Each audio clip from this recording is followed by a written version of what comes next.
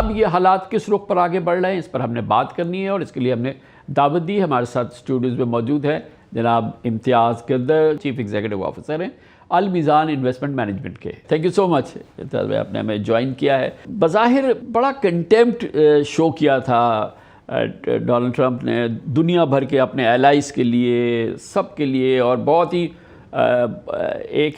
ही contemptuous अंदाज के अंदर उन्होंने डील किया। लेकिन उसके बावजूद दुनिया आज लाइन लगा के उनके पास जा रही है और उनके साथ बात करने की बात कर रही है, सिवाय चाइना के कोई जवाब भी नहीं दे रहा है। ऐसी क्या ताकत है अमेरिका के पास कि दुनिया को वो बेइज्जत भी करे, मगर उसके बावजूद पूरी ये यूरोपियन यूनियन जैसे मुल्क है, बड़े बड़े ताकतवर मुल्क है, मगर वो जाके या तो उन्होंने उसका जवाब नहीं दिया या ये कि उनके साथ उन्होंने बातचीत शुरू कर दी है। बिस्मिल्लाह, बहुत शुक्रिया कामरान साहब। बिल्कुल आपने ठीक कहा कि यूएस की जो कंजम्पशन पावर है, आई थिंक वही है सबसे बड़ा अट्रैक्शन सारी मार्केट्स के लिए, क्योंकि जिसने भी दुनिया में एक्सपोर्ट करना है उसके लिए यूएस एक की मार्केट है। अब जैसे आपने कहा कि चाइना अगेन आई थिंक शायद उस पोजीशन पे है कि जहाँ पर वो एक कंपेटिटिव स्टांस लेना, उसके अलावा शायद उसके पास ऑप्शन भी नहीं है। अल्टीमेटली कहीं पे जाके चाइना के साथ भी आई एम श्योर कि कोई ना कोई मुज़ाकरात या कोई एक नया बैलेंस ऑफ इक्विलिब्रियम इमर्ज हो जाएगा। बट आई थिंक जहाँ तक छोटी इकॉनमीज़ का ताल्लुक है, नेचुरल रिएक्शन शायद यही बनता था कि इस वक्त जबकि हीट बिल्कुल पीक पे है, उस वक्त तो कोई ऐसा रिटेलिएशन मेजर ना लिया जाए। थोड़े से हालात सेटल होंगे, कहीं पे जियोपॉलिटिकल कंसिडरेशंस की वजह से, कहीं पे किसी और वजह से। आई एम श्योर के सेलेक्टिव बेसिस पे फिर रिलीफ और नए अरेंजमेंट्स इमर्ज होंगे। तो आई थिंक एक बड़ा नेचुरल रिएक्शन है कि लोग अभी वेट एंड सी के स्टांस में गए हैं कि इसको मजीद एस्केलेट ना करें, let's see how it goes, और फिर उसके बाद स्टांस लेंगी शायद कंट्रीज। तो ये जो ग्लोबल स्टांस जनरली नज़र आया है minus China, does it prove के there was a method in Trump's madness?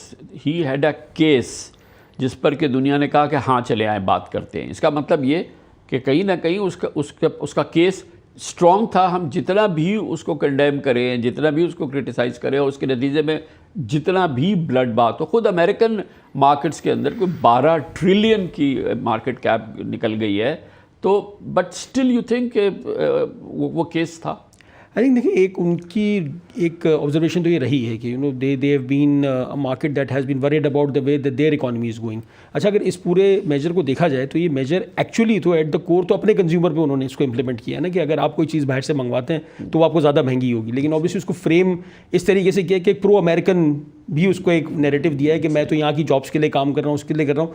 Again अगर आप देखें हमारे यहाँ क्या होता है, अगर किसी भी अच्छा, यह बड़ी इंपॉर्टेंट बात कर रहे हैं कि वो प्रीएम्प्ट कर रहे थे उस रिएक्शन को, क्योंकि उनको ये पता था कि इन्फ्लेशन हो जाएगी, अमेरिका में महंगाई हो जाएगी, बहुत लोगों के लिए सख्त मुश्किल होगी, तो उन्होंने उसको पैकेज किया एक लिबरेशन डे।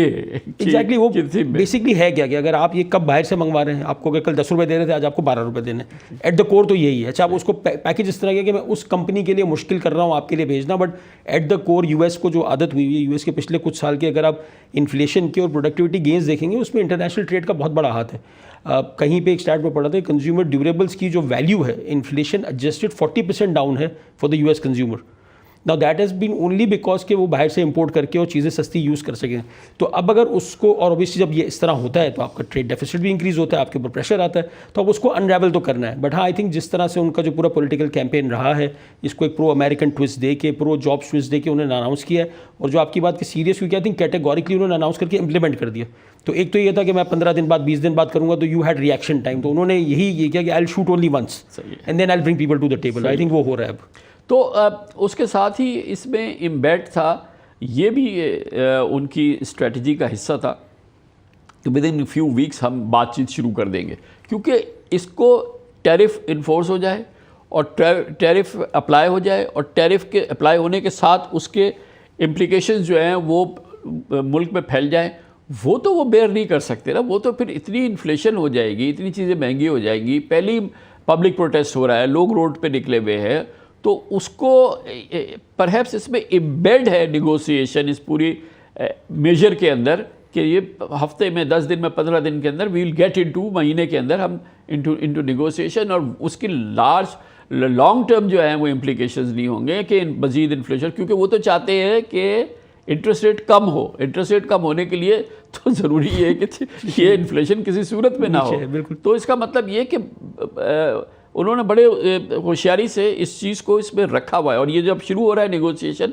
ये इस मेजर का हिस्सा था। तो आई थिंक वो अगेन ट्रम्प एक तो ऐसे कैरेक्टर हैं कि उनके लिए जज करना कि वो क्या सोच रहे हैं, आई थिंक जो यूएस की आवाम है जो उनको वोट देती है वो भी शायद बहुत ज़्यादा वसूख से नहीं कह सकती कि क्या सोच रहे हैं, मगर वोट उन्होंने मांगा इसी बेस पे था कि मैं ये हंगामा कर दूंगा। देखिए पूरी दुनिया में अगर आप देखें ना एक ट्रेंड चल रहा है, हाइपर नेशनलिज्म कह लें, इकोनॉमिक नेशनलिज्म कह लें, ये बहुत प्रिवेलेंट हो गया है। आज से जो पिछले 50-60 साल 100 साल का अरसा गुजरा, बड़ा डिप्लोमेटिक सा एक दौर था कि जहाँ पर आपको अगर अपना कोई पर्पस भी अचीव करना होता था तो आप उसके ऊपर एक रैपर होता था। जैसे एक एग्जांपल अगर आप लेंगे, अगर यूएस को इराक पे भी कोई एक्शन करना था तो पूरा वेपन्स ऑफ मास डिस्ट्रक्शन का पूरा एक नैरेटिव बना, पूरी दुनिया से बाइन लिया गया, फिर उसके बाद उसमें एंटर हुए।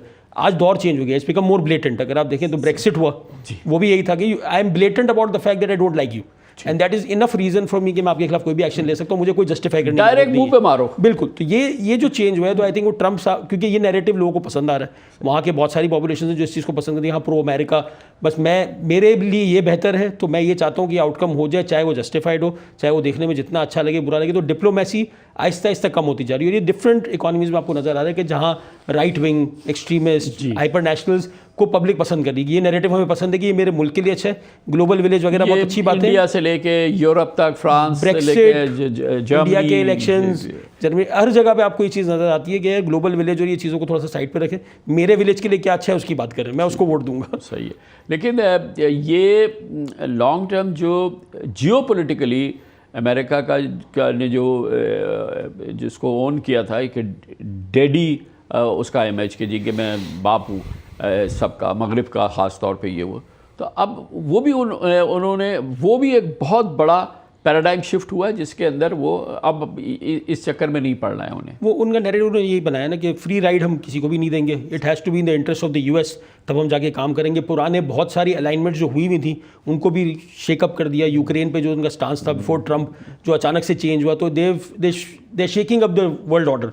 अब एक न्यू वर्ल्ड ऑर्डर इमर्ज होगा। जियो पॉलिटिक्स भी आई थिंक बहुत इंपॉर्टेंट होगी क्योंकि ये जो लेवरेज है ये जियो पॉलिटिक्स में भी यूज़ होगा। So the countries that will be important to them geopolitically, I think वहाँ आपको रिलीफ जल्दी मिलता हुआ नजर आ जाएगा। जहाँ पर इन्होंने कुछ और एक्सट्रैक्ट करना होगा वहाँ पर इसको भी as a leverage tool use होगा। तो आई थिंक ये जो नज़र आ रहा है वो यही है कि come with a big bang and then bring everybody to the table. ठीक है, but how long will it take, क्योंकि ये एक नैरेटिव है जो कि हम उनकी कैबिनेट से सुन रहे हैं या जो उनके की एडवाइजर्स है कि ये इतने आसानी से ये नहीं होना है, इसमें हफ्तों लग जाएंगे, इसमें महीनों लग सकते हैं और ये सारी चीज़ें हैं।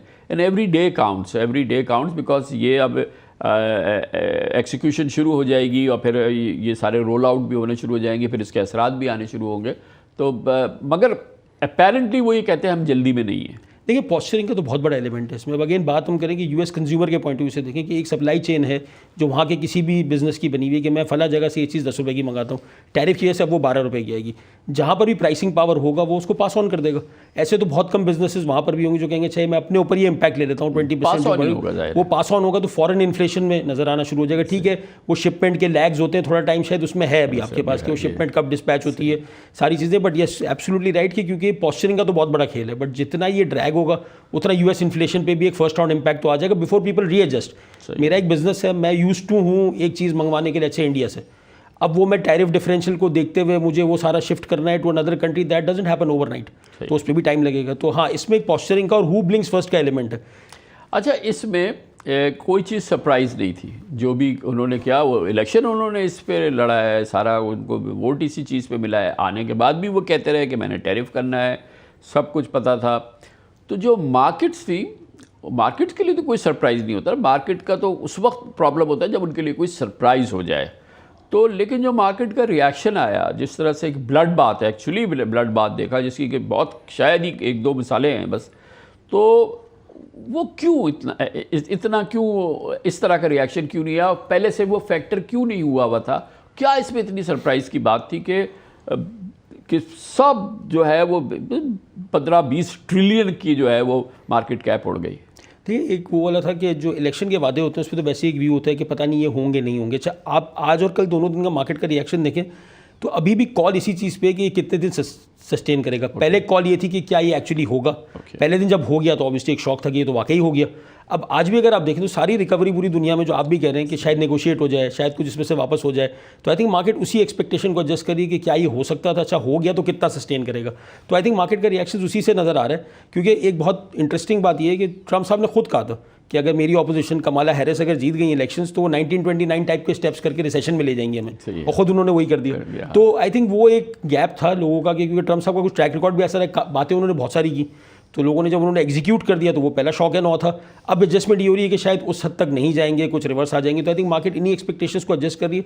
बड़ा अनप्रेसिडेंटेड सा एक टाइम है, पिछले 50-100 साल में मार्केट ने इस तरह के हालात नहीं देखे। ये 10 साल पुराना क्राइसिस नहीं है कि मैं या आप उस एक्सपीरियंसेस से लेवरेज ऑफ करें। ये आज से 50 या 100 साल पहले ये चीज़ें इस तरह की हुई हैं, तो किसी के पास भी वो मसल मेमोरी भी नहीं है। तो आई थिंक लोग अभी इस अनसर्टेनिटी को थोड़ा सा डाइजेस्ट करेंगे, मार्केट इसी तरह एडजस्ट होगी। हर ट्रिगर पे आई थिंक आपको रिएक्शन नजर आएगा, because again it's an unprecedented time. For more stories like this, don't forget to hit the subscribe button. तो ये जो बड़े बड़े जो अमेरिकन बिजनेस लीडर्स हैं वो ये कह रहे हैं कि ये तो रिसेशन की कहानी है, बिल्कुल रिसेशन आ रहा है। कोई कह रहा है 90% आ गया, कोई कह 40% आ गया, कोई 60, कोई कुछ, और वो कह रहे हैं। तो और ऑब्वियसली इसका मतलब ये कि ट्रम्प के लिए तो वो तबाही होगी उनकी अप्रूवल रेटिंग्स के लिए। और आगे इलेक्शंस आ रहे हैं ना, मिड टर्म इलेक्शंस हो रहे हैं, और वो बड़े इंपॉर्टेंट हाउस के इलेक्शंस और कांग्रेस इलेक्शंस है। तो वो अब ये बात हो रही है कि अगर ये ऐसे ही चलता रहा तो बिल्कुल फारिग हो जाएंगे ये। अब वही है कि it's how you package it for the voters. जैसे हमने बात की, आपने ऐलान किया कि आपने ऐलान ये किया अपने कस्टमर को कि कल से आपके लिए चीज़ें महंगी हो जाएंगी। उसको पैकेज इस तरीके से किया कि वहाँ पर जो ट्रम्प के सपोर्टर्स हैं वो तो इसको लिबरेशन डे या समझ रहे हैं कि बहुत अच्छा काम हुआ है। तो I think it's about how you package the deal. अपने वोटर्स के लिए वो क्या मैसेज लेके जाते हैं, क्योंकि उनका जो डेट का इशू है, उनको जो एक स्लो डाउन चाहिए अपनी इकोनॉमी में, वो सारी चीज़ें भी एक इनके इम्प्लिसिट रीजंस तो हैं। तो आई थिंक थोड़ा सा प्री मेच्योर है कि ना, कि अभी तो लिटरली 48 आवर्स भी नहीं हुए। इस चीज़ के इम्पैक्ट जब आएगा, how does the US consumer interpret it, sometimes very odd. बहुत सारे, जैसे हमने जिन कंट्रीज़ की बात की, बहुत सारों के election as a neutral observer आप देखें तो आप सोचते हैं इस बंदे को वोट कैसे मिल सकता है इस बात पे, बट मिलता है। तो वोटर साइकी और public psyche is a very unpredictable kind of thing. तो इट्स टू अर्ली, कल तो इलेक्शन हो नहीं रहा, देयर इज़ अ टाइम। उस पर इसका जो भी फाइनल वर्डिक्ट आता है, आई थिंक वो उस मैसेज को मैनेज करने के ऊपर काफ़ी मेहनत होगी, and then we'll have to see how well that is done as far elections are concerned. एक आम ख्याल ये है कि यूरोप के साथ किसी न किसी सूरत से एडजस्ट करना है, एशियन एलाइज के साथ करना है, लेकिन China is the principal target, क्योंकि चाइना जो है वो ओवरटेक कर रहा है यूएस को। और बहुत जो ख़ास तौर पे जितनी भी आज की करंट मामलात हैं उन सब में वो बहुत आगे निकल रहा है, और स्पीड बहुत आगे है, और लैग कर रहा है यूएस। तो इस सब के पीछे जो मेन उसका जो टारगेट है और उसका जो मेन सेंट्रल टारगेट है वो चाइना है, और चाइना की इस ग्रोथ को किसी सूरत से कंटेन करना है। वहाँ पे कोई कंसेशन आपको नज़र आ रहा है? बहरहाल वो भी बहुत बड़ा ट्रेडिंग पार्टनर है, इतना बड़ा चाइना का सरप्लस है, यूएस इकोनॉमी के लिए वो पिवट है, इतनी बड़ी उसकी इन्वेस्टमेंट है यूएस सिक्योरिटीज़ के अंदर। बिल्कुल। तो वो कितना उसको सबक सिखा सकते हैं? आई थिंक कहीं ना कहीं तो इक्विलिब्रियम इस पर स्ट्राइक होगा। मतलब नथिंग इज परमानेंट, राइट? कितना टाइम लड़ लेंगे, because at the end of the day ये सारा ड्रिवन तो इकोनॉमिक इंटरेस्ट से ही है। वही एक जो थीम है कि China was slowly and gradually overtaking the US, उसी चीज़ को एक स्लो डाउन करने का, डिलेइंग द इनएविटेबल कह लें, या कोई ऐसे ड्रास्टिक मूव्स करें जिससे ये वो हो जाए। तो अल्टीमेटली होगा तो ये कि they will also have to sit across and decide, क्योंकि दोनों एक दूसरे के लिए बहुत इंपॉर्टेंट भी है ना। एक लार्जेस्ट प्रोड्यूसर है, एक लार्जेस्ट कंज्यूमर है। बगैर लार्जेस्ट कंज्यूमर क्या प्रोडक्शन का कुछ नहीं कर सकते, इतनी कंजम्पशन को आप जब तक एक बड़ा प्रोड्यूसर ना हो पूरा नहीं कर सकते। तो आई थिंक ये, और ये जो सारा इन हाउस प्रोडक्शन को ट्रांसफर करना है, ये सब भी ओवरनाइट तो नहीं हो जाएगा। सही बात। तो इसलिए आई थिंक इनका भी कोई इक्विलिब्रियम नया स्ट्राइक होगा जहां पर दोनों को लगेगा कि it's a fair outcome. US obviously wants कि वो फेयर आउटकम। आप ये कह रहे हैं कि इनको एक निगोशिएटेड सेटलमेंट स्ट्रॉन्ग किस्म का दुनिया के साथ तो करना है, लेकिन चाइना के साथ भी होगा। ये नहीं हो सकता कि कॉन्टिन्यूस चाइनीज़ हैमरिंग जो है ये अफोर्ड कर सकें और ये करते रहें और उसको कॉर्नर करते रहें, ये नहीं होगा। ये इट्स अनसस्टेनेबल। इट्स लाइक दो बिजनेसेस हैं आमने सामने, आप दो शॉप्स खोल दें और एक दूसरे को प्राइस अंडर कट करते हैं, कितने दिन सर्वाइव करेंगे? या तो दोनों बंद हो जाएंगे। खैर यहाँ पर क्योंकि हम कंट्रीज़ की बात कर रहे हैं तो सिर्फ ये देखना है कि दोनों कंट्रीज़ के इंटरेस्ट जब बहुत ज़्यादा हर्ट होना शुरू हो जाएंगे तो दोनों तरफ से प्रेशर होगा कि यार इसका कोई नेगोशिएटेड सेटलमेंट आना चाहिए। तो I think eventual logical outcome तो यही होना चाहिए, unless we are talking about somewhat of a completely black sword event. वो जो एक बात होती है ना कि all market participants act rationally, हर इकोनॉमिक थ्योरी के पीछे वो होता है। जब रैशनली नहीं एक्ट करेंगे तो फिर ऑब्वियसली क्या आउटकम होगा ये तो मेरे लिए कहना बहुत मुश्किल है। But if I go by that logic कि ultimately everybody has to act rationally, तो रैशनली तो कोई ना कोई मिडिल वे निकलेगा। और उसके लिए टाइम कितना है कि इस टाइम इज क्रूशल और इट्स नॉट। अगेन अब वही कि who can take the burden for longer, वही हु ब्लिंक्स फर्स्ट वाली ही पूरी गेम है जो इन्होंने अनाउंस करके वो किया है। वो ये कि everybody is put the pressure on everyone, क्योंकि द क्लॉक इज टिकिंग। अब विद एवरी पासिंग डे हर किसी पे प्रेशर वही है। अगर मुझे एज पाकिस्तान ये फिक्र है कि मेरी एक्सपोर्ट हर्ट हो जाएगी, इसी तरह यूएस को भी तो ये फिक्र है कि जितने टाइम तक ये सॉर्ट आउट नहीं होता इन्फ्लेशन हमारा प्रेशर बढ़ता जाएगा।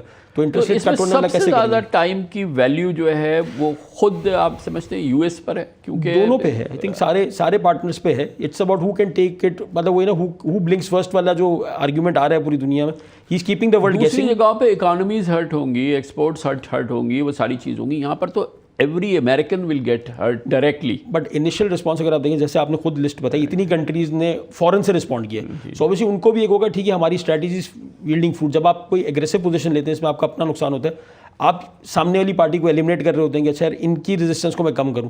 तो जब वो इसको अगर पॉजिटिवली देख रहे हैं, उनकी भी कैलकुलेशन होगी, हम ये अनाउंस करेंगे हमें पहले हफ्ते में 10 मुल्क आएंगे, सही है। तो हमारे लिए ठीक है एक आउटकम होगा। पता चला पहले दिन ही 10 मुल्क आ गए, तो they would say this strategy is working, let's elongate our pain because we are getting the benefits out of it. सही है। तो at the end of the day आपको क्या लग रहा है कि ये सारा गैम्बिट, ये सारा गेम, ये सारा कुछ जो किया, रिस्क, सारा कुछ, at the end of the day US will be beneficiary उसको, मतलब इससे ठीक ठाक जो ट्रम्प की टारगेट है चाहे वो पूरा ना अचीव हो, वो कहते हैं सिर्फ रेवेन्यू के अंदर हमारा $700 बिलियन, क्लोज टू $1 ट्रिलियन हम अर्न करेंगे, बाकी जो हमें जो यानी कि वहाँ पे नई फैसिलिटीज़ लगेंगी, नई जॉब्स क्रिएट होंगी, वो एक अलग है। लेकिन कुछ ना कुछ तो वो ले जा सकेंगे आप अमेरिकन पीपल के पास के जी के मैंने ये आपके लिए लेके आया हूँ इस पूरी गैम्बिट में। अब बेनिफिट्स भी is a relative term, right? What do you call a benefit? कि आउटराइट मुझे कोई बेनिफिट होता है या मेरा जो होने वाला लॉस था पोटेंशियली, तो जो एक बहुत क्विकली ये सिचुएशन डिटेरियोरेट हो रही थी कि बहुत सारी चीज़ें इंपोर्ट होकर इंपोर्टेड कंजम्पशन वहाँ पर इतनी ज़्यादा चल रही थी, उसको अगर स्लो डाउन भी कर लेते हैं, उससे सिग्निफिकेंट स्लो डाउन आ जाता है, उसमें कुछ सब्स्टिट्यूशन आ जाती है, that could also be considered as a win कि हमने अपने पूरे प्रोसेस को थोड़ा सा स्लो डाउन कर दिया actually. So it all depends कि किस टारगेट्स को लेके चलें। ऑब्वियसली पूरी मार्केट्स को उन्होंने रैटल तो कर दिया, बट उनका अपना भी एक एंड गेम इन माइंड तो होगा कि हमें कहाँ पर जाके लाइन ड्रॉ करनी है, कि हमें ये बेनिफिट्स जब मिल जाएंगे हम लाइन ड्रॉ कर देंगे। अगेन मेरे लिए, आपके लिए, बल्कि इस वक्त तो दुनिया की किसी भी एनालिस्ट के लिए उस लाइन को आइडेंटिफाई करना बहुत मुश्किल है, बिकॉज रोज़ के स्टेटमेंट्स चेंज होते हैं। जिस तरह का ट्रैक रिकॉर्ड है शायद बाई डिज़ाइन अनप्रेडिक्टेबल रखा गया ताकि मैं और आप प्रेडिक्ट ना कर सके कहाँ पर जाके वो लाइन ड्रॉ होगी। लेकिन जितनी बड़ी इकॉनमी है उतने बड़े स्टेक्स हैं। ये जाहिर है कि अमेरिका सबसे बड़ी इकॉनमी, फिर चाइना का सबसे ज़्यादा स्टेक है, फिर दूसरी कंट्रीज़ का, इंडिया का इटसेल्फ काफ़ी बड़ा स्टेक है और वहाँ पर बहुत ज़्यादा नर्वसनेस है, पाकिस्तान से कहीं ज़्यादा। पाकिस्तान की छोटी इकॉनमी है बट स्टिल हमारा जो एक्सपोर्ट का कंपोनेंट है, ख़ासतौर पर टेक्सटाइल एक्सपोर्ट का, वो बड़ी हद तक यूएस सेंटर्ड है। और दो चीज़ें, एक तो ये कि हमें तो as a percentage of our own exports देखना है, तो उसमें तो फिर भी एक मटीरियल नंबर है। दूसरा ये कि अगर ये चीज़ कंटिन्यू करती है तो पूरी दुनिया का इक्विलिब्रियम मूव होगा। तो वो मुल्क जो, जैसे बात हो रही है कि पाकिस्तान शायद कुछ ज़्यादा एक्सपोर्ट करने की पोटेंशियल बन जाए, जब पाकिस्तान ज़्यादा एक्सपोर्ट करेगा किसी को रिप्लेस करेगा, उसकी जो एक्सेस प्रोडक्शन हो सकता है पाकिस्तान की दूसरी मार्केट्स, यूरोपियन मार्केट्स में या कहीं आके कंपटीशन बढ़ जाए, तो एक्सपोर्ट पे क्या आउटकम होगा वो भी देखना है। एक चीज़ ज़रूर है कि अगर इकॉनमी स्लो डाउन रहती है तो जो हमारा एक वीक पॉइंट है इंटरनेशनल ऑयल, तो इंटरनेशनल ऑयल प्राइसेस अगर वीक रहती हैं तो एक बेनिफिट पाकिस्तान को डेफिनेटली होगा। बट अगेन इस इक्वेशन में इतने मूविंग पीसेज हैं कि सिर्फ इस चीज़ पे वो करते हैं। वो इंटरनेशनल ऑयल प्राइसेस हम आज देख रहे हैं ना कि 2 दिन पहले 59 थी या 60-61 हो गया, ये हो गया, लेकिन द मोमेंट ये सेटलमेंट होता है तो फिर उनमें सर्ज आ जाएगा। exactly. तो ये शॉर्ट लिव्ड है जो ऑयल प्राइसेस, वो कि ओवरऑल जो है वो ऑयल पे अब उस तरह का सर्ज और वो $100 वगैरह की सूरत हाल नहीं रही है, क्योंकि साथ में ओपेक ने प्रोडक्शन की इंक्रीज के ऊपर भी बात करना शुरू कर दी है। तो जहाँ पर इंटरनेशनल ऑयल प्राइस अगर बिहेव करता है हमें एक रिलीफ ज़रूर मिलेगा। But again as I said कि ये एक नॉर्मल इकोनॉमिक इवेंट नहीं है कि जिसमें हम एक वेरिएबल को देख के उसकी सेंसिटिविटी कर लें। इसमें बहुत सारे मूविंग पार्ट्स है। फॉर एग्जाम्पल अगर किसी वजह से ये इंटरनेशनल ऑयल क्रैश हो जाता है तो then you also have to start talking about remittances, कि क्या रेमिटेंस $3 अरब रहेगी, कहीं वहाँ पर कोई सेकंड राउंड इम्पैक्ट तो नहीं आ जाएगा, मेरी किसी और एक्सपोर्ट मार्केट में कोई और बहुत ज़्यादा प्रेशर तो नहीं आ जाएगा। तो आई थिंक मूविंग पार्ट्स आपने बड़ी इंटरेस्टिंग बात की कि हम एक्सपोर्ट्स जो बेनिफिट की बात कर रहे हैं तो यूएस की बात कर रहे हैं और at the cost of competitors, Bangladesh, Vietnam, India, China, whatever.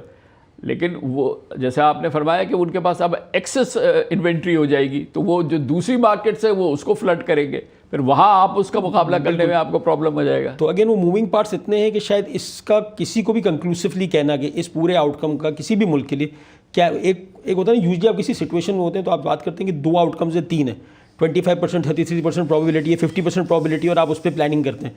यहाँ एक तो आउटकम्स बहुत हैं, प्लस अनप्रेडिक्टेबिलिटी इतनी है कि किसी की भी प्रोबेबिलिटी आप 10% ज़्यादा दे ही नहीं सकते। तो there is I think everybody right now is a wait and see mode. आप टेक्सटाइल से भी बात करें, जिनका सबसे ज़्यादा हुआ the first line of impact is, वो भी कह रहे हैं समझ रहे हैं अभी तो कि एग्जैक्टली होगा क्या, how will this work, what will be the impact. तो I think it's very difficult to identify. इस वक्त मार्केट्स को सिर्फ एक चीज़ मूव कर रही है, प्रोबेबिलिटी कि इसमें से कितना रिवर्स हो जाएगा। अच्छा, अब इसके जो जियो स्ट्रेटेजिक डायमेंशन है जिस पे कोई बात नहीं कर रहा, इतनी ज़्यादा बात नहीं हो रही, तमाम इस किस्म की मूव में उसके वो पीछे होता है, वो बहुत बड़ा इंपॉर्टेंट, क्योंकि वो इस पर बात नहीं होती, वो हिडन होता है, वो उसकी पब्लिक डिस्क्लोजर्स नहीं होते। लेकिन अगर आप देखेंगे उस वक्त हो रहा है जब मिडल ईस्ट में एक तूफ़ान मचा हुआ है गाज़ा के बाद, फिर वहाँ पे जिस तरीके से डेसिमेट किया है हमास को और हिजबुल्लाह को, और वो पूरी जो सिचुएशन बनी है इसराइल की जो स्ट्रेंथ, तो फिर जो जुल्म हुआ वहाँ पे। दूसरी जानिब कल बड़ा एक स्ट्रेंज अनाउंसमेंट आया है कि अमेरिका, ट्रम्प जो है वो न्यूक्लियर टॉक्स कर रहा है ईरान के साथ, और ये 15 साल बाद वो पहली बार उन्होंने कहा हम बात कर रहे हैं, सैटरडे को वो बातचीत भी शुरू हो जाएगी। रशिया का पूरा जो अमेरिकन पैराडाइम है वो पूरा शिफ्ट हो गया है। उन्होंने कहा कि जी कि हम रशिया गुड, यूएन में उसके हक़ में वो भी वोट भी कर दिया और एक तरह से अबेंडन भी कर दिया यूक्रेन को। तो ये जो जियो स्ट्रेटेजिक डायमेंशंस हैं ये भी तो बड़े क्रिटिकल हैं। आफ्टर ऑल ये इनकी कहीं ना कहीं कनेक्ट होगा इस जो सुनामी है इस वक्त मार्केट्स के अंदर नजर आया। आई एम श्योर ये भी एक लेवरेजिंग टैक्टिक के तौर पे यूज़ होगा। जब जिन कंट्रीज़ के साथ यूएस का अच्छा अलाइनमेंट होगा वहाँ पर आपको नजर आएगा कि अचानक से ये कंडीशंस सॉफ्टन हो जाएंगी। अगेन वो जो एक शिफ्ट आया कि मुझे जस्टिफाई तो कुछ भी नहीं करना, ये सारा अनाउंस किया, मैं कल सुबह अनाउंस कर दूंगा। मैंने फॉर एग्जाम्पल यूएस कहते मैंने इसराइल के लिए सब वेव कर दिया, कोई सवाल तो इस वक्त कर नहीं सकता ना इस वक्त कोई ये जहमत करता है कि मैं इसी को जस्टिफिकेशन दूँ। तो वो जो वर्ल्ड उस पर मूव हो गया कि मेरा इंटरेस्ट इस चीज़ में मैंने कर दिया, अब मुझे आपको समझाने की ज़रूरत नहीं है। तो ये चीज़ डेफिनेटली यूज़ होगी। जियो पॉलिटिकल जहाँ इंटरेस्ट होगा वहाँ पर मेरा अंदाज़ा ये है कि ये चीज़ें बहुत ईजिली रिजॉल्व हो जाएंगी। अच्छा ठीक है, इनसे तुम्हारे इंटरेस्ट है, ये इसका क्वांटम इम्पैक्ट है, इसको हमने एक नया रिजीम इनको ऑफर कर दिया। जो पोस्ट कोल्ड वॉर जो डिवीज़न था, जो वो अब वो तो डाइल्यूट हो रहा है। वो एक यूनिपोलर तो है भी नहीं दुनिया, मल्टीपोलर हो रही है। और उसके अंदर भी वो अब जिस तरह से रशिया के साथ ये इनिशिएटिव लिया है ट्रंप ने और बिल्कुल पैराडाइम को पूरा बदल दिया है, इसका मतलब ये कि पूरा गेम ही चेंज होगा ना फिर। It's becoming very inward looking. वो ग्लोबल विलेज ये वाला सब खत्म होगी, इनवर्ड मेरे अपने बेनिफिट में क्या है वो मैं कर दूंगा और मुझे किसी मगर inward looking but with a very deliberate policy to contain China. Exactly. Inward looking के अंदर वो जियो स्ट्रेटेजिकली चाइना को तो अब नहीं छोड़ सकते, क्योंकि अगले 2 से 4 साल के अंदर जो है वो लार्जेस्ट इकोनॉमी बन जाएगा। मेरे को इनवर्ड लुकिंग से मुराद नहीं था मेरा interest. I will look inward for my interest, what is my interest that has to be served, और वो सर्व होने के लिए मुझे जो भी करना है वो मैं करता रहूँ। लेकिन वो फिर अकेले चाइना पे प्रेशर डालना, तो अब जब ये तो साबित कर दिया कि अनट्रस्ट वर्दी है। अपने बड़े से बड़े एलाई को, कनाडा को कह दिया कि 51st स्टेट बन जाएगा, उसने मैक्सिको को नहीं छोड़ा, उसने यूरोपियन यूनियन को नहीं छोड़ा। तो वो जो उसकी आइसोलेशन काइंड ऑफ थिंग है, या जो वो उसने अपने एलाइज ख़त्म कर दिए हैं, उसकी भी तो कॉस्ट होगी ना। आई थिंक एक इसका काउंटर इम्पैक्ट भी है ना, एलाइज को वापस अपने पास बुलाने का भी एक टैक्टिक है ना, कि ये सारे लोग जो लग रहा था कि because of free world trade अपनी इकोनॉमी को अलग अलग चला सकते हैं, तो अचानक से आपने यूएस को दोबारा at the centre of the world economy खड़ा कर दिया कि सब ने आगे यहीं पे कनेक्ट होना है दोबारा। तो ये जो 10-12 मुल्कों ने अचानक से कांटेक्ट कर दिए, तो ये तो एक बड़ा अपना इंडिपेंडेंट चल रहे थे कि ठीक है दुनिया का ये निज़ाम है ट्रेड का, इसमें हमारी ये पोजीशन है। उसने कहा नहीं, मैंने सारों की पोजीशन जो है वो जीरो कर दी है, अब दोबारा आके मुझसे बात करो कि मैंने आपकी क्या पोजीशन इसके अंदर वो करनी है। तो in a way this is also process to win allies, कि लोगों को अच्छा अब यूएस का क्योंकि इकोनॉमिक इंटरेस्ट इतना है तो ठीक है, we can not ignore US out of the equation, we can not create a business model कि जिसमें यूएस की कोई इंपॉर्टेंस नहीं है। You are absolutely sure that there is a method in the madness, और ये bull in the china shop नहीं है या है? मेरा अपना तो असेसमेंट यही है कि इतना रैंडम नहीं है ये जितना कि नज़र आ रहा है। इसका ऑब्वियसली थीम यही है कि bring people to the table, negotiate a deal that is in our favour and then go towards a new equilibrium. तो डेफिनेटली टारगेट वही है। अभी इंडिकेशन नज़र भी आना शुरू हो गए। सक्सेस वो खुद मेजर कर रहे होंगे, उनके जहन में क्या थी सक्सेस, बाहिर देखें तो अगर can it go wrong, it can definitely go wrong. कि अगर आपका जो जिस तरह से आपने एसेस किया उतने लोग अगर नहीं आते, you do and up isolated कि ठीक है यार आपने तो सारी दुनिया को डिसरप्ट कर दिया, तो हम आपसे जो बहुत सारी चीज़ें थी उसको अंडर एस्टिमेट कर गए। Is it the recipe, is it the prescription जो उनके प्रॉब्लम्स हैं कि टैरिफ बढ़ा दें तो ये चलें, वो सब आ जाएंगे, बात हो जाएगी, रिव्यू हो जाएंगे टैरिफ्स।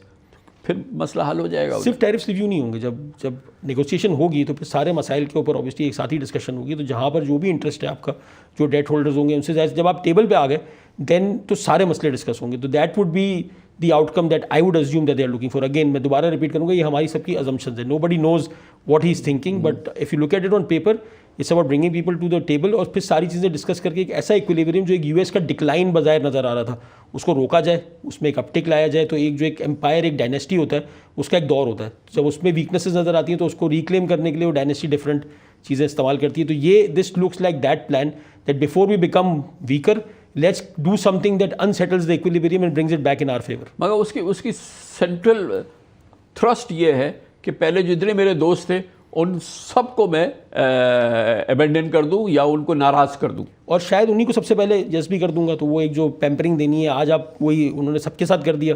तो मेरा अपना ख्याल यही है कि जितने भी जियोपॉलिटिकली इंपॉर्टेंट एलाइज हैं उनके साथ ये डील्स कदरे जल्दी हो जाएंगी, जिनको टफ टाइम देना है उनसे ये ड्राइव अच्छा, इसके साथ एक और इसकी फ्लिप साइड है कि इसने जगह भी तो दिया है दुनिया को, अवेकन कर दिया यूरोप को। बड़ी बड़ी पावर्स थी जो कि एक कि ठंडी हो गई थी, न सिर्फ ये कि डिफेंस स्पेंडिंग के अंदर बल्कि तमाम उसके अंदर कि उनको पता चला कि हमारा इतना बड़ा पार्टनर जो है बहुत अनरिलायबल है, ये कि they can even stab in the back, जैसे कि बहुत सारे लोगों के साथ किया है। तो वो इकोनॉमीज भी तो अब हम उसमें बड़ी एक देखेंगे पुश और इम्पेटस। बिल्कुल, एक अगेन एज आई सेड कि ये इस चीज़ ने तो पूरे इक्विलिब्रियम को मूव कर दिया ना। ये तो हमारा स्टेटस को या नॉर्मल था कि इस रिजीम में 50 साल 100 साल से दुनिया ट्रेड कर रही थी, उसके ऊपर एक क्वेश्चन मार्क आ गया। ये जो गिवन अजम्पशन थी, ये अजम्पशन भी चेंज हो सकती है कि इतनी प्रोटेक्शनिज्म और इतने टैरिफ्स का हुआ सकता है। तो आई am sure everybody will revisit their business model, but those things can not happen overnight. दूसरा एक लोगों के जहन में ये भी होगा कि should we take this as a permanent shift in US policy, या ये 4 साल की एक वो है कि जब तक ट्रम्प साहब है। तो आई थिंक कंट्रीज इसको जज करके चलेंगी। एक रीज़न ये भी हो सकता है कि इस वक्त बहुत ज़्यादा इस चीज़ को हम अपफ्रंट ना लें, क्योंकि हो सकता है इस 4 ईयर का पैच हो, गुजर जाए, यूएस के साथ चीज़ें हमारी बेहतर हो जाए, तो हम इसमें बहुत ज़्यादा डैमेज ना कर लें relation. Let's control the damage for 4 years and then we'll see. So countries will है कि पॉलिसी मेकर्स है पीछे, उनका भी ये हो कि 4 साल तक इसको करने दो, वट एवर ही डज, और फिर एक इंप्रेशन इसका रहे कि यार ये एक बड़ा डिफिकल्ट केस है।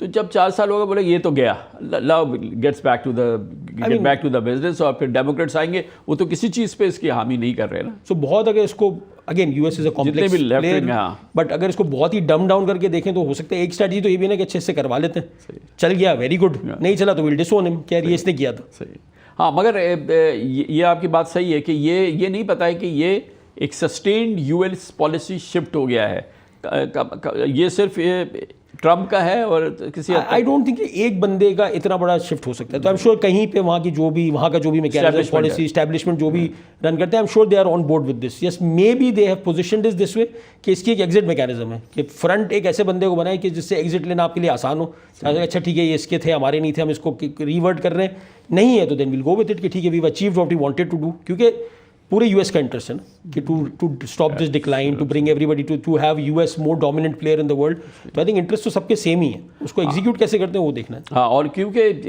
ये अब ये प्ले है और ऑन है, गेम शुरू हो चुका है, ये सारी चीज़ें शुरू हो चुकी है, तो ये सिर्फ प्रेसिडेंट की कहा तो ये जाता है कि प्रेसिडेंट इज़ ऑल पावरफुल, उसकी मर्जी है, सारी कुछ है, लेकिन ये कि बहरहाल कांग्रेस के पास पावर्स हैं, वीटो है, अभी नंबर्स नहीं हैं, मिड टर्म के बाद नंबर्स आ सकते हैं, वो सारी चीज़ें हो सकती हैं।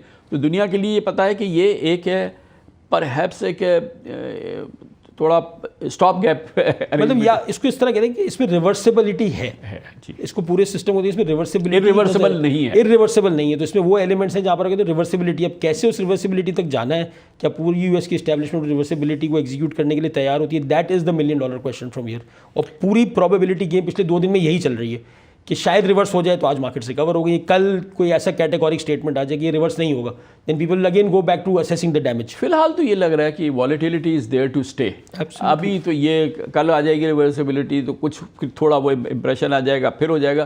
तो मार्केट्स के लिए तो ये अनप्रिडिक्टेबिलिटी और ये इनकन्सिस्टेंट पॉलिसीज़, ये तो बहुत ज़्यादा परेशानी की बात होती है। देखिए, मार्केट तो हमेशा स्टेबिलिटी और फेमिलियरिटी का प्रीमियम देती है। जहाँ पर अनफेमिलियरिटी शुरू हो जाए तो again then it's a probability game. और जैसे मैंने कहा कि इतने सिनारियोज और इतने मूविंग वेरिएबल्स हैं कि मैं किसी चीज़ पे पिन पॉइंट भी नहीं कर सकता कि इस आउटकम की प्रोबेबिलिटी सबसे ज़्यादा है। मैं BBC का मैं आर्टिकल देख रहा था, उनका बॉटम लाइन ये था, and Trump has decided to keep the world guessing. So that's the bottom line, nobody really knows which way this is going, we all have to play via probabilities, और market वही कर रही है।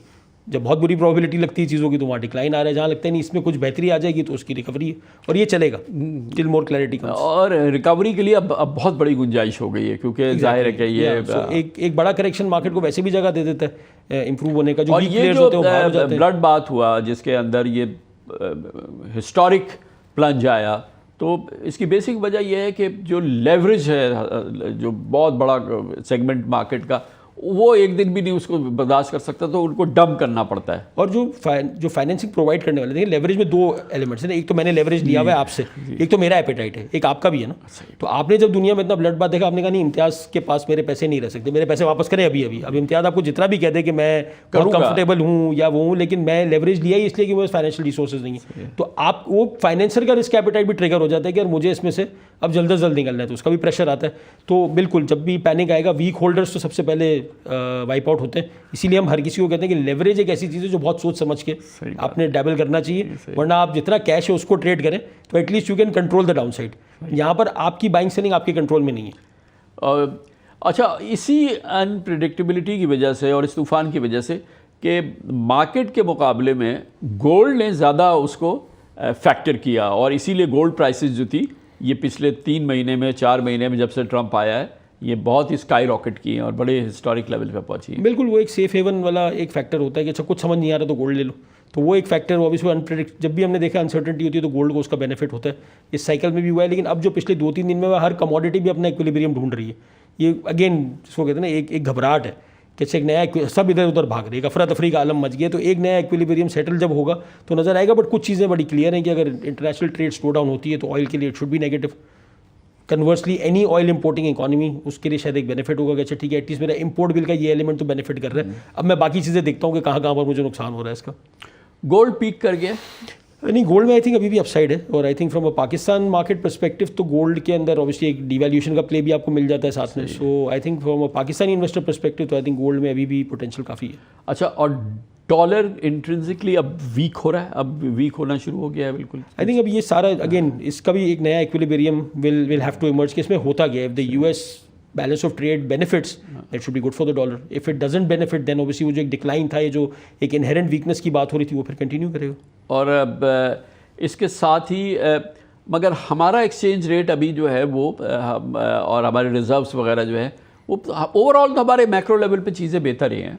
देखिए हमारा तो क्योंकि बैलेंस ऑफ पेमेंट और डॉलर्स की सप्लाई एंड डिमांड से बहुत ज़्यादा इम्पैक्टेड रहता है। अब क्योंकि एक बहुत prolong period of stable parity आ गया है तो मार्केट में एक्सपेक्टेशंस थोड़ी सी आएंगी ज़रूर कि कहीं पे एक एडजस्टमेंट या एक डिमांड एंड सप्लाई का रिफ्लेक्शन डॉलर की तरफ आना चाहिए। बट कोई मेजर प्रेशर तो उस सूरत में आएगा जब बैलेंस ऑफ पेमेंट में कोई बड़ा इस तरह का शॉक। मगर ड्यू तो कोई नहीं है फिलहाल, अगर आप वैसे कहें तो, क्योंकि कोई इस तरह के डेफिसिट नहीं है, कोई इस तरह के प्रॉब्लम नहीं है, ओवरऑल सरप्लस भी रहा है। तो ये तो ज़रूरी तो नहीं है कि हर साल 5% डेप्रिशिएट होना ज़रूरी होता है और 1.5 साल से नहीं हुआ तब होना चाहिए, ऐसी तो कोई। एक मार्केट्स में कैचअप की टेंडेंसी होती है कि कैचअप करना चाहिए। बट अभी IMF प्रोग्राम ऑन ट्रैक है, फाइनेंस फैसिलिटी आपको मिल गई, आपकी डेट रीपेमेंट्स काफ़ी हद तक मैच्ड है। बट कहीं पे भी कोई शॉक आया, रेमिटेंसेस पे आता है, एक्सपोर्ट पे आता है, इंपोर्ट की स्पाइक होती है तो मार्केट के सेंटिमेंट्स फिर मूव होते हैं। तो we should not rule it out. But हाँ, अभी जिस तरह से मैनेज्ड है करेंसी के, वहाँ पर हमने इंपोर्ट्स को भी फुल्ली लिबरल नहीं किया हुआ है, तो ये सारी चीज़ों का इम्पैक्ट तो आया है करेंसी स्टेबिलिटी पे, which should continue. But because it's dependent on very volatile variables, it can change any time soon. अभी फौरी तौर पर तो जल्दी नहीं है ट्रंप और उनकी टीम को कि इसमें कोई वो रेजोल्यूशन करें, कोई डील हो, कोई सील करें एग्रीमेंट या डील को।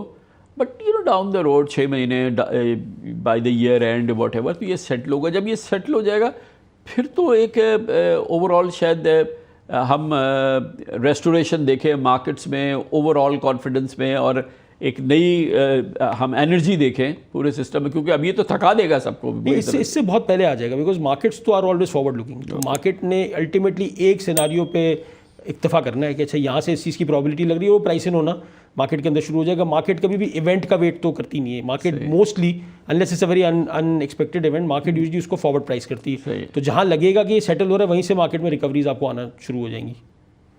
थैंक यू सो मच, बहुत बहुत thank you for inviting. Thank you. Thank you so